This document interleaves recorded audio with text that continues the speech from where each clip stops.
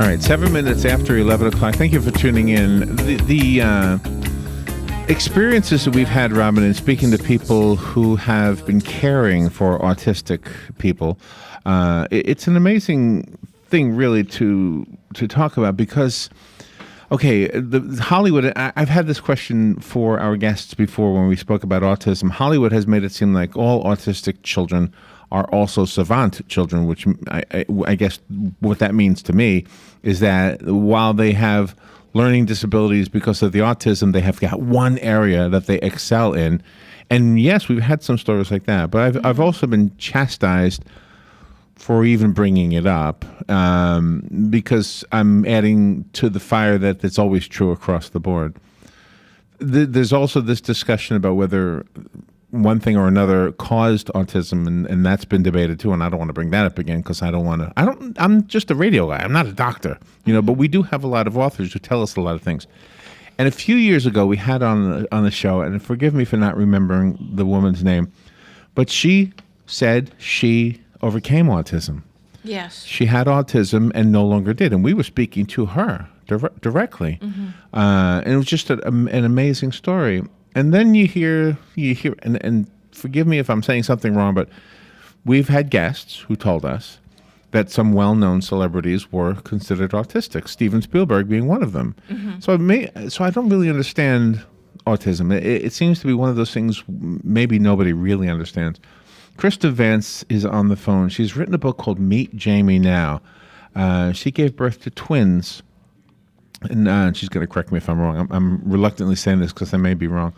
And she writes articles and alternative approaches to health for the Well-Being Journal, Organic Family Magazine, Alternative Medicine, and a member of Autism Today. She's obviously very, very deeply involved with autism and the treatments and et cetera. Families for Effective Autism Treatment is another thing she writes for. She's going to tell you an amazing story of her child, Jamie. The subtitle is going to tell you everything. A Life Free of Autism. Meet Jamie Now, A Life Free of Autism. Krista Vance, forgive me if I said anything wrong. I apologize, but you can correct me now. Good morning, Krista. Good morning. How are you? I'm tired, but good. Where are you? How come you're tired? Where am I? I'm in Las Vegas, Nevada. Oh, okay. You got up early. But I I appreciate that. Did you? Early person. Are you did you stay up late last night? Yeah, I got used to it because of Jamie kept me awake for 4 years in the night, so it's kind of a habit now. So how old is Jamie now? Jamie's 16 now. 16, okay. And he doesn't keep me awake anymore, though. But he no longer has autism? And even saying has autism, I'm reluctant. Is that even accurate? I know. I was listening to what you were saying. I was kind of scared. I was scary? I don't mean to be scary. You had a lot of things to say about autism, but well, and the truth is, I don't have anything to say because I just do a radio show. But we've had so many people tell us so many different things. Maybe that's why I don't know if the word confused is right, but I'm curious. Mm-hmm. Well, I mean, as you said, you're not a doctor, nor am I. But I mean, autism is a mental condition, and so it's so broad. The spectrum they call the autism spectrum disorder is so broad, and but my son was classically autistic. I mean, we were talking about the majority, I think, of the children diagnosed with autism. It's very, it's a mental condition, difficulty in communicating. Sometimes, they have some words. Sometimes they don't communicate. Maybe they have high-functioning autism with it, which is Asperger's. They have difficulty with relationships and social aspects.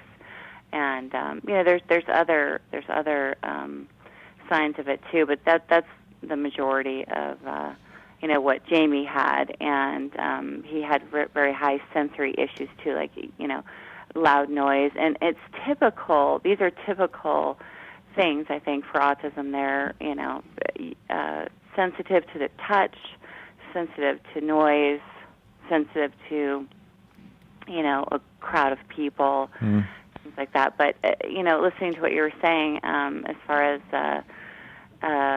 having all autistics be, savants, that's, I have known more just classically autistic than that. And then also quite a few kids with Asperger's.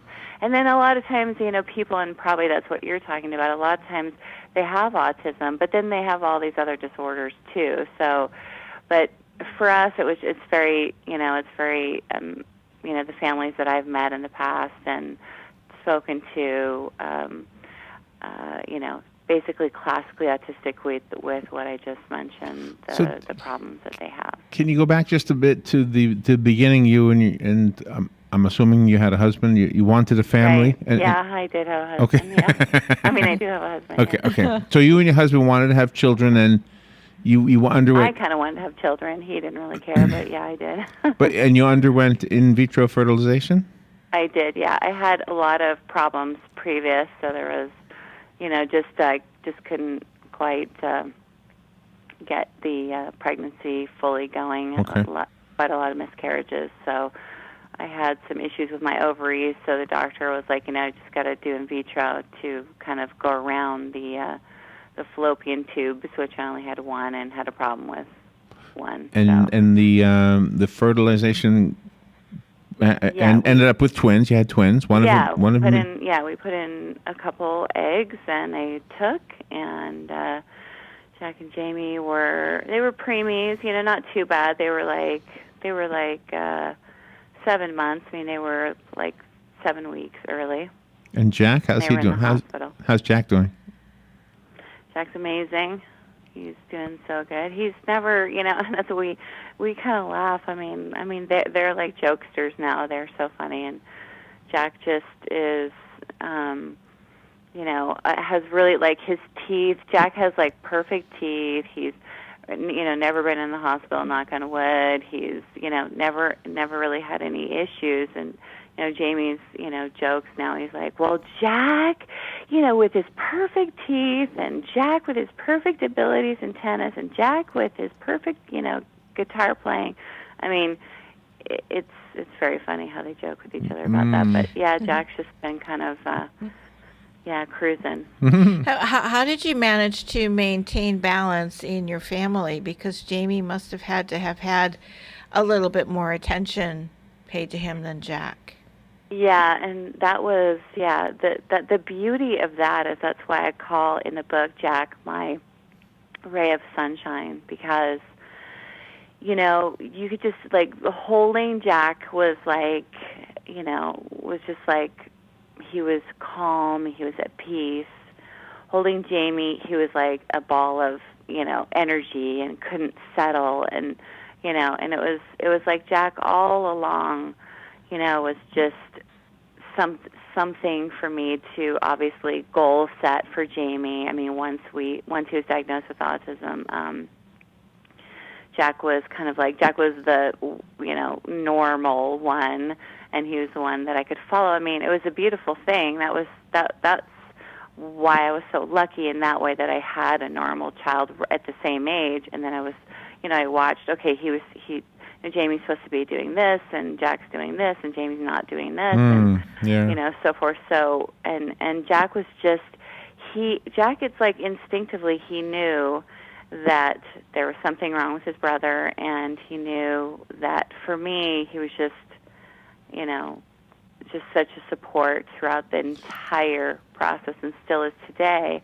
And just always was like, if I started crying over something, he would just, touch my hand and, Mommy, okay, and things like that. He was just, I was just lucky in that way. So, like when we did the diet together, it was like I figured, if Jamie's going to be on this strict diet, Jack and I are going to be on this diet too together, since we're together. Okay. So bringing up the diet implies that the diet is what you did with your alternative skills. Your understanding of alternative approaches to health.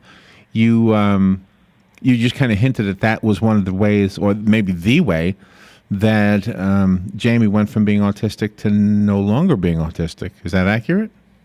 Well, I wouldn't say that's completely accurate, but the thing is back then I I didn't have like Google. I didn't go on Google. I didn't have, my computer. I wasn't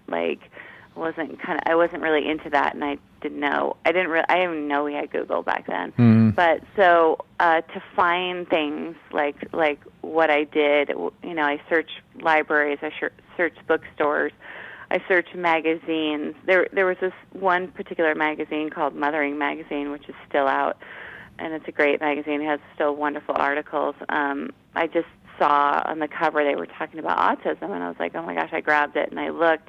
Inside it was this amazing article about what are the things you could do, more alternative things that, us as parents can do. So there was like 10 things listed, and one of them was diet, and one of them was, there was speech-language pathology, diet, there was chelation therapy, there was, just all the things.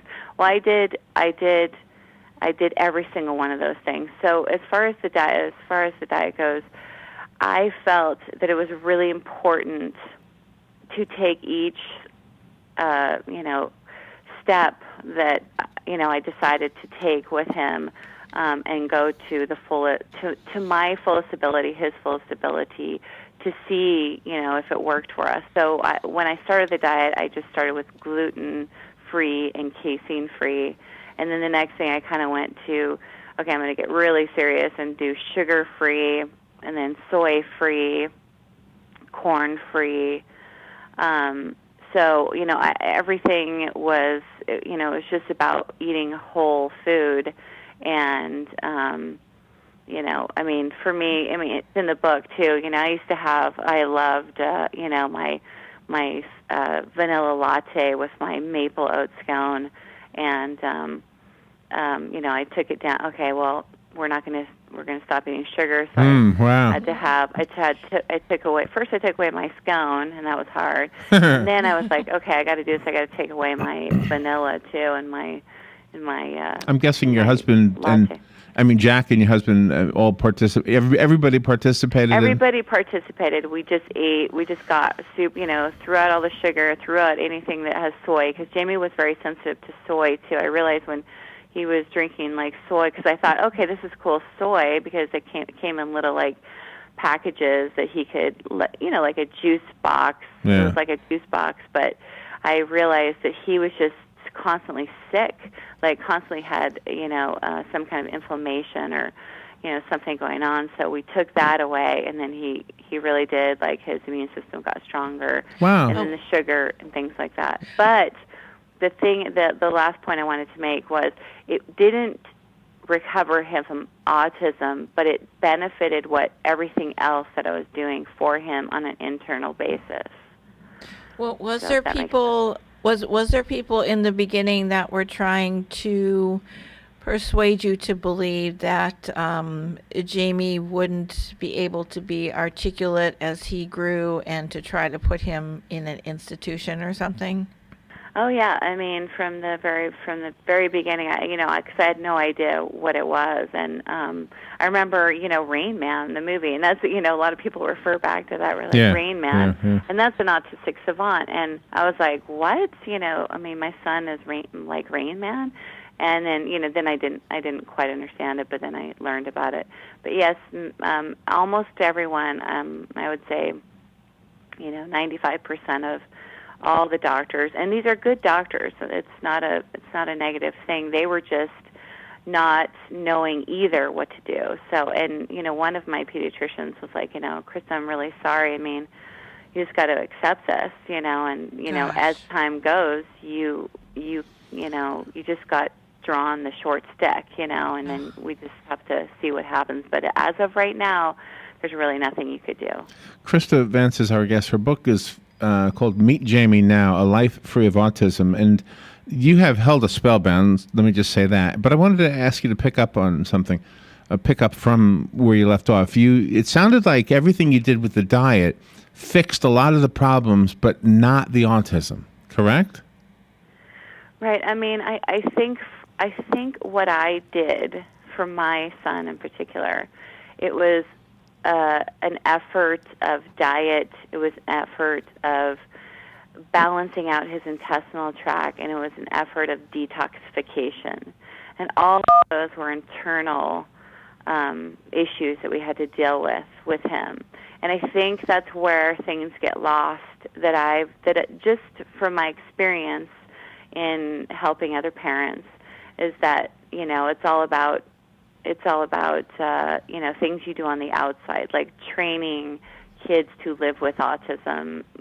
Like this is how they should act. So this is what we're teaching, and it's all on the outside. Like, of course we did speech language therapy, we did occupational therapy, we did physical therapy. Of course I had all that in the group. Right. But what really pulled him from autism was a detoxification of heavy metals, the correcting his intestinal tract because it was very off balance, high yeast, everything was all, he constantly had problems with his intestinal tract. And almost every parent that I speak to who has autistic children, they all have the same symptoms as Jamie did as far as intestinal tract goes. And then the diet.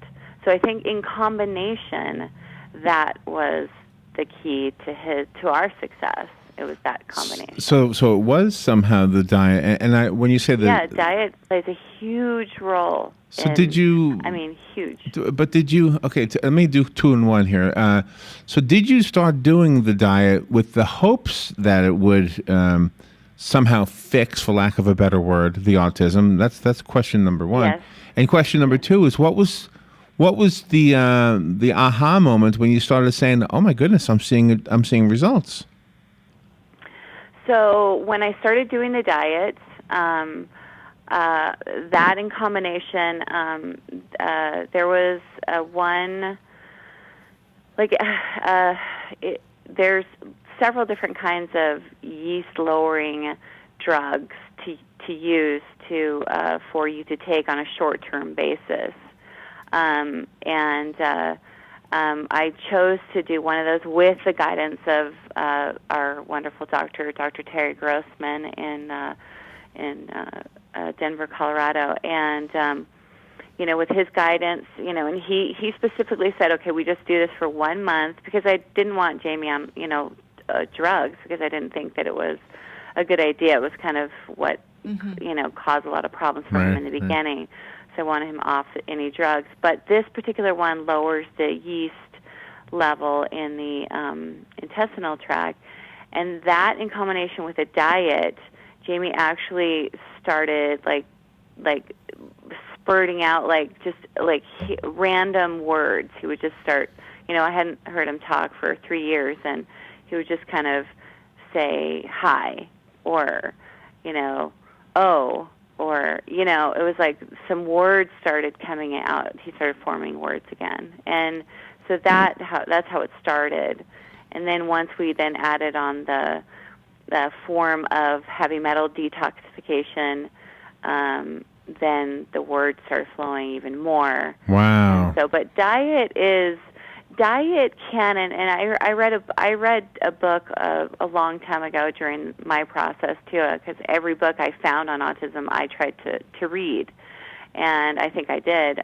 There was very few actually, but there was one about a woman who had an autistic daughter, which is kind of unusual, or the percentage is higher for boys, but she just wrote a book about how diet alone pulled her daughter out of autism.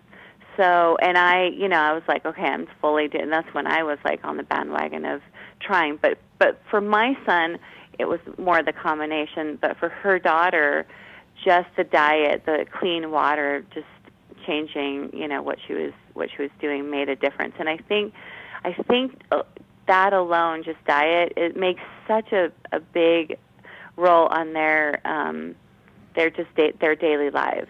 Wow! That whole metal detoxification thing brings me back to the controversial thing that I've gotten chastised for saying. Mm-hmm. Right. And I don't know this, but other people have said that they suspected the vaccines when their children were younger had mercury in them, and that's what caused it. And I'm not saying that I know that. I'm just saying that's what people say. Mm-hmm. But if it is the metals, it makes sense. Well, interestingly enough, it's like where did it the thing is, and there's a lot of, and just this is this is just me with my experience dealing with, number one, my own son, who had high amounts of heavy metals in his system, and we took a lot of tests, and dealing with other families. I mean, as far as you're talking to me about like vaccines, well, all I can say about that is that I have spoken in person to families who gave their child a vaccine, and that day or the next day their child was different. So, I mean, and I'm not talking about stories I've read on the internet. These are real stories We've had them in the studio. We have an autistic school in our town, and the parents came in here and told us that, although we've had doctors who said, "Oh, that's been discounted," but you have to listen to the parents. I mean, they seem to, Well, it was discounted for a while, but then as you can research on the internet now, the last 6 months, 9 months. Oh, really? They're changing their mind? Now coming back again. Oh, my goodness. Because parents are speaking up now, and there's actual people who I know who have gone, to court and won for vaccine damage to their kids. So it's not. I think it's just being, pushed aside because the, I hate to say this, but the pharmaceutical companies are so big, and I hear what you're saying. I can't say for myself though that I gave my son a vaccine and then he became autistic, so I can't say that for what happened to Jamie. Krista, where did he get the medals? Well, in my book, I talk about how I got Rogam shots while I was pregnant with a boy. Oh. Well, the Rogam shots were the same. They're filled with the preservative thimerosal. Okay, so well, that would explain this could be, we only have a half minute left. Krista, you've held us spellbound. This is hope for a lot of people with autistic children. The book is called Meet Jamie Now, A Life Free of Autism. I don't want to get anybody's hopes up, but you never know. There might be some clues here for you. In 10 seconds, can you give us a website? Is the book online? Yeah, the book is online. You can get it at www.healingautism.com, or you can Google Meet Jamie Now. And we have a beautiful book that is full of pictures throughout, and it's full color. Thank you. You can also, it's a special edition book, but you can also get it on ebook. Fox News Radio, I'm Pat O'Neill. It's the first ever case of its kind. The U.S. Department of Justice filing charges against 5 Chinese military officials for stealing trade secrets. The DOJ says hackers targeted certain U.S. companies to gain economic advantage. The suspected cyber spies will go on the United States wanted list, but it's not known whether they'll ever be taken into custody. Fox Radio's Rachel Sutherland. Same-sex couples in Oregon hoping their state becomes the 10th to strike down gay marriage bans. 4 gay and lesbian couples argued the ban was unconstitutional and excludes them from a fundamental right. The state's Democratic Attorney General, one of many across the country, also refusing to defend the law. Fox Radio's Jeff Manasso, a ruling expected today. The board of AstraZeneca again saying no to a takeover offer from Pfizer. The U.S. drug makers